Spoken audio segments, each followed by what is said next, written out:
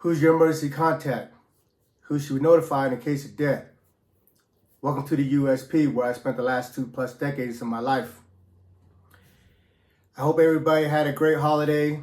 I hope you were able to eat all you could eat. But more importantly, I hope that you were able to take the time to enjoy your family and your friends. You know, I've been home going on 3 years now. And the last 2 Thanksgiving, I've been out in Colorado, Denver, Colorado. That's my family, my in-laws. My wife always goes and spend Thanksgiving with her family. You know, that's the only holiday that she makes sure she gets out there to spend time with her family. But this year we couldn't go to Colorado because, we opened up a tattoo shop and we have bills and everything, paying back on the loans that we borrowed to open up a tattoo shop. So this year we couldn't afford to go to Colorado. So this year we spent it with my family, and that was the first Thanksgiving I've spent with my family since 1995. So 29 years since I've been home for Thanksgiving. And it was cool. It was a little surreal because, there's more people in my family now than there was when I left. I have a very small family. Coming from being a refugee, coming from Cambodia, all my family died in the war. My mom, my older siblings, all my relatives, they all died before we came to America. But in Thailand, my dad remarried, and from that second marriage, I have two younger brothers and a younger sister. So in total, I have 4 siblings. I have 3 brothers and 1 sister. And then my second mom and my dad. That's the only blood family that I have in the world.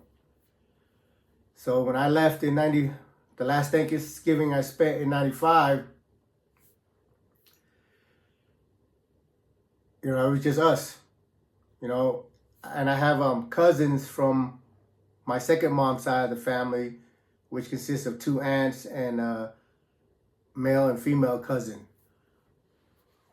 But this last Thursday, I was able to spend time with my family, and I have a bunch of nieces, a few nephews, and a lot of in-laws. So it was surreal, because just my last memory of Thanksgiving was just our immediate family, which was just a handful of us, 11 total. And this last Thanksgiving, we had 46 people over there. So I'm grateful that I was able to spend time with my family. I'm grateful that, that I'm here and able to try to rebuild my life. So all for you guys out there that's viewing this, I know sometimes your family members can get under your nerves, or your friends, or you might have some disagreements for whatever reason. But at the end of the day, man, I hope that you can take the time to enjoy them. Enjoy the people around you, and more importantly, enjoy your freedom. Life's not easy. I'm learning firsthand that it gets rough. But, the best thing you can do is just keep one feet in front of the other and keep moving, man. Because, when you let your circumstances get the best of you and you think that, hey, maybe I can go do this or do that to help better my financial situation, if it turns out, it's great. But there's always that chance that it doesn't. And when it doesn't turn out, you're going to miss out on a lot. Because, no matter what's going on out here, we have the freedom to move around and find a way. Whether that's going to get a second job or finding a different type of job, or, doing something part-time or hustling or whatever. There's things that you can do that you don't have. And when I'm talking about hustling, I'm not talking about, the other aspect of hustling where it can put you in jail. But there's always things that you can do to help yourself. But the most important thing is just getting up every morning and getting to it, man. You know. That being said, I'm sorry I took a little bit of time to share my story a little bit. So I know you're here for a USP story, so let's get to it. Now in a USP, it's easy to have something, right? But it's very hard to keep it. And what I mean is that,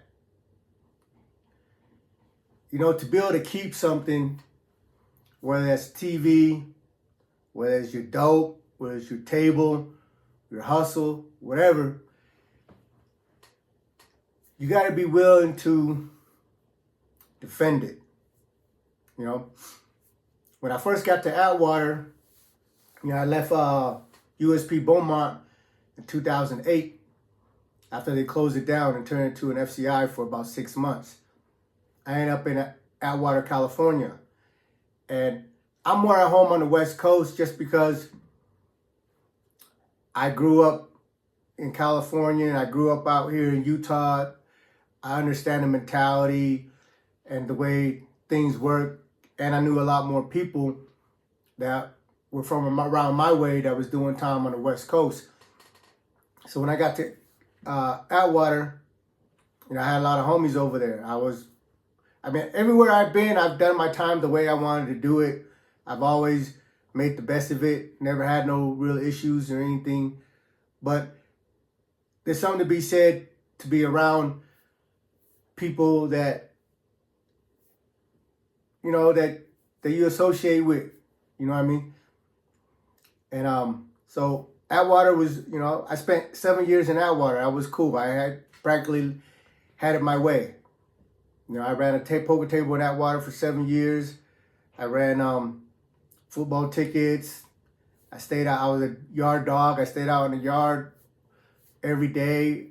I barely went to the chow hall. I ate good. I lived good. And, for being in prison, I believe that I made the best of it. I've had a lot better time than, 90% of the people that's been in prison. So going to Atwater, just getting there, I know there's stuff moving on. Like when we was coming from Beaumont, everything was dry. When I first got to Beaumont, they just had busted a couple dudes with packages. So the new warden, his name was Outlaw, and he kind of put, his foot down on shit. So anything and everything that was coming through, it was slim pickings. So me coming from Lompoc and Victorville, I'm used to having abundance. Like everything that hit the yard, I'm able to get my hands on. In Lompoc, man, they were getting pounds and pounds of weed, freaking ounce and ounce of tar and all the rest. It was never dry. It was plenty of dope, plenty of drink, whatever. And I was accustomed to living like that. Like anything that hit the yard, I was able to get my hands on it, because of the people that I knew. So when I went to Beaumont and everything was dry, it was just a little bit of an adjustment. But coming back to Atwater, I'm like, shit, I'm heading back. I'm going back to the West Coast. I'm finna do this. I'm finna do that, because during that time, even though all my people was locked up, I still had a couple homies on the street, and I had my brother out here on the streets that whenever I call, whatever I need, they were making sure that I was taken care of, So when I get to Atwater, the first thing I'm trying to do, instead of having my people send me money and going to buy commissary and because I lost a lot of my property in a transition.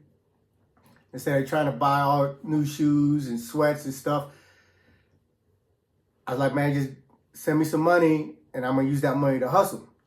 So I call home, I got a whole $500, and I'm looking around where I can hustle with this. And it turned out that the yard in Atwater, when I first got there, it was just as dry as Beaumont, right? But, when you sniff around long enough, you're going to find it. So, finally, one of the dudes that I was talking to came back, and he was like, hey, I know somebody's got something. I said, all right, bet. When are you going to go holler him? I got to go holler at him tomorrow, right?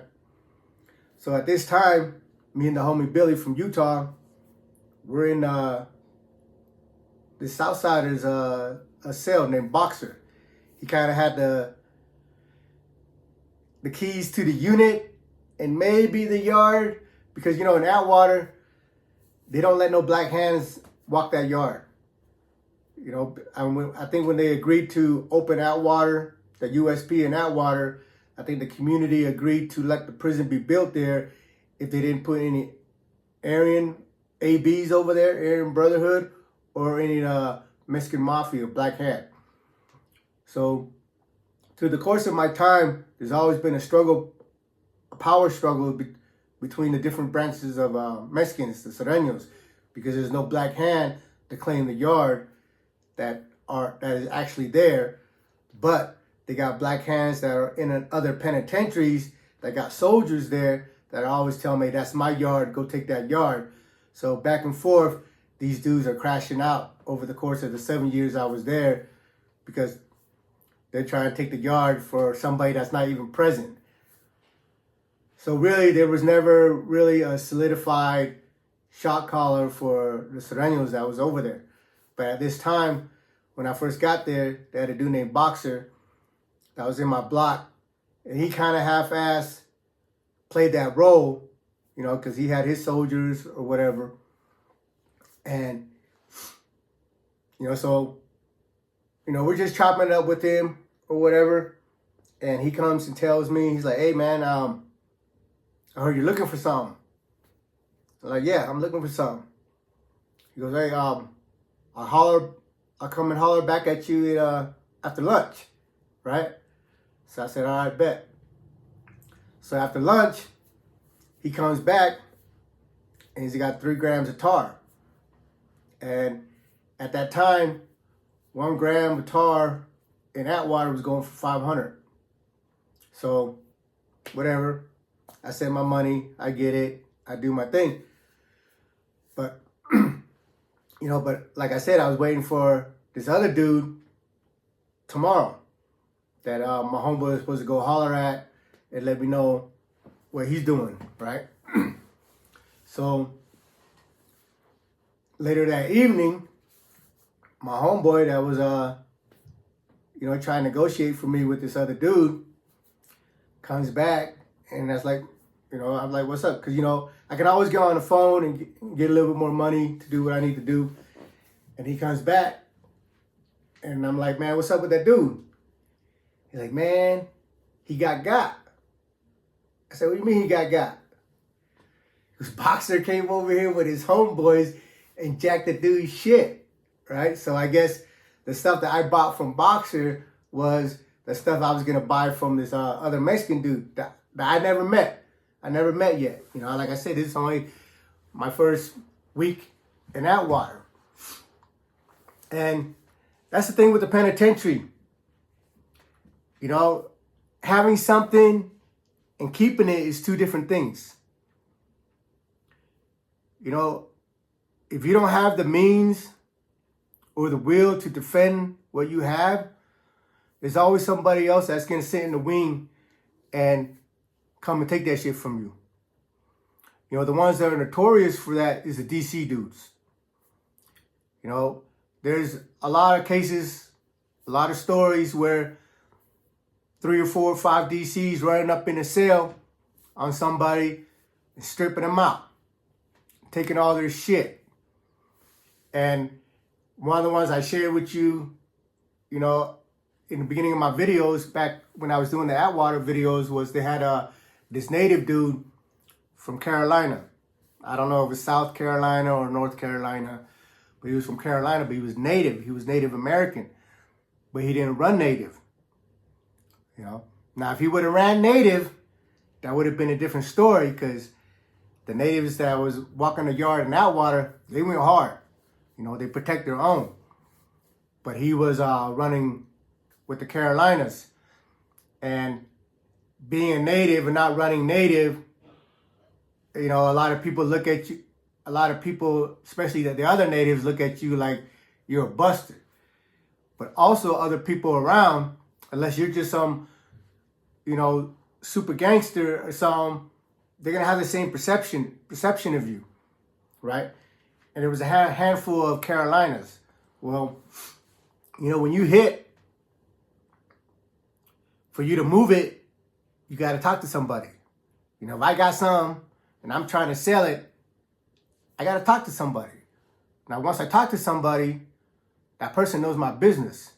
And there's no telling how many other people he's going to be talking to. So, you know, this native dude, he's been hitting a few times, and word's out that, you know, he gets a package every month, right?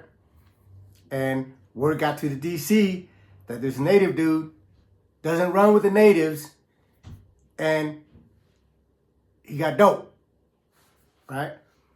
And the people in it, but he's running Carolina. But the Carolina car at that time over there was just a handful of dudes, and you know, I'm not going to speak on anything outside of the story that I'm telling you, because, you know, I knew some of them Carolina dudes. Some of them were cool. But, you know, when you don't stand up for your peoples, for the people in your car, in a situation like this, it kind of makes you lose a little respect for them. Or it just kind of make you just, okay, this dude's cool, but I understand where he's at, you know. So they had this DC dude, the young DC dude that just came off the bus that was in my block, and another dude named Blast. Him and so about 3 or 4 of them. The native dude was living in I think 5 building maybe. So they went up in there. They stripped him out, bent him over, went up in his gut, and pulled the shit out. You know, and the whole yard knew about it. The whole, you know, because they're coming in the unit, the people in the unit can see the move. They're coming in, they go right up into dude's cell, and they're in there for however long they're in there, and they run back, and they leave, you know, they get their shit, and they leave. So now everybody's expecting that the Carolina and the DC is going to crash. But nothing happened. And you know, being in a penitentiary, being a man in a penitentiary, there's certain things that you expect to happen. Certain action demands certain reaction, cause and effect, right? You disrespect me, I need to bust you in the mouth. You steal something from me, I need to put holes in you. You know, that's just the law of the land. And at any time when you don't live up to those principles, anytime you don't live up to those codes, then the rest of the people is going to look at you like, you know, you ain't shit, because you let your homeboy get run in on and get robbed. So now, going forward, any dealings that you try to do, like if I allow somebody to come in my cell and take something from me, and I don't do anything, and later on I got dope, and I go to sell the dope, they're just going to take it. And that could be anybody. Because, you know, once the blood is in the water, the sharks start swarming. It's just the nature of the beast. You know, and I'm guilty of the same shit. Once I see somebody that's not going to defend himself, not going to freaking, you know, do anything about anything, and you know, I'm not just going to go look at them and try to do something to them. But if I have an interaction with them and I don't like the way the interaction went, and I don't like the way they behave or how they say something or whatever, then I'm just like, fuck it. You're lame anyway, so I'm going to take your shit. You know, I'm not saying that's right or wrong or anything, but it's just like, you know, in prison, there's only two kind of people, man. There's predator and prey. There's nobody in between. And if you don't know which one you are, you're a prey. You know, I can't really explain it outside of that. It's just the environment and how it works. You know, somebody's always getting got. You know, and if you're not the one getting somebody, then you're the one getting got. Like, I've always conducted myself with with people that I respect, and you know, and I kept it 100. But there's been times where, you know, dudes come at me sideways because they think they're tough or whatever. Then I lose all respect for them. Once I lose respect for them, then I don't apply them to the standards that I abide by. You know, they're anything now. So when the DC runs up in there and take dudes shit, the Carolina dudes don't do nothing about it, right? And word get around, so now anytime you deal with one of these Carolina dudes, there's no guarantee they're going to get paid. And, you know, maybe some of them don't want any trouble or just minding their own business or whatever. But being in a penitentiary, you're not by yourself. Even if you want to walk by yourself, it doesn't happen that way because you get classified. When I come in, I get classified as an Asian Islander. When a black dude comes in, he gets classified as black. But now he gets classified, is he a black from Texas? Is he a black from Carolina? Or is he a black from DC? You know, everything gets broken down. And when something happens with one of the people, with the group that you're associating with, and there's no repercussion or retaliation, then the rest of the community is going to lose respect for you. And if you don't have respect, you really can't do anything on the compound. Because when people know you got something, and they know that your homeboy ain't going to stand up for it, and they know that you're not going to stand up for it, then they're going to come and get it. You know, just like the Mexican dude that I was going to do business with. Like I said, I never met him because they took his shit and ran him off. The Sureños had more people, the Southsiders. They got the soldiers. They went up in there. They knew the dude had this shit. I don't know how the encounter went down. I wasn't there. They were on the other side of the compound. But I know Boxer came back with all the dope. You know? And then when I had my homeboy go, you know, confirm if we're making the deal tomorrow, he came back and said, man, Boxer came and took dude's shit.